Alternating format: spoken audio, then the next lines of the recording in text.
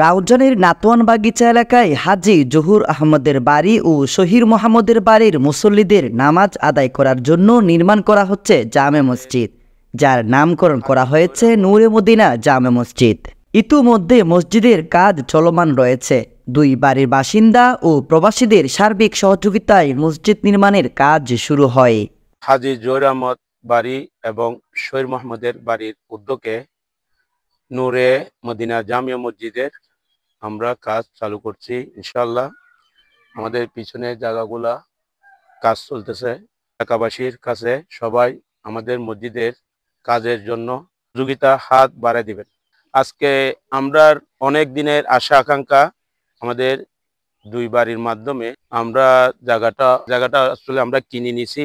আমরা কয়েকজন প্রবাসী এলাকাবাসীর সহযোগিতায়। মসজিদের সার্বিক তত্ত্বাবধানে আছেন হাজী মঞ্জুরুল ইসলাম, মোহাম্মদ নুরুল আফসার, আব্দুস সাত্তার, আব্দুল জাব্বার। সম্প্রতি মসজিদ পরিদর্শন করেন গ্রামের গণ্যমান্য ব্যক্তিরা।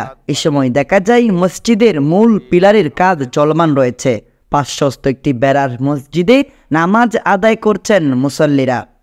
অনুরোধ আর আকান মসজিদ বান্ধি পেলাই উদ্যোগ লইয়ে আর দেদুর ফাঁদি এদুল লাগি খাসান চলাইরা এখন বাকি তো বাদে কি ওনারা যদি কি হয় যদি সাহায্য করে সহযোগিতা করলে ইনশাল্লাহ আর মসজিদটান ওই যাইবে।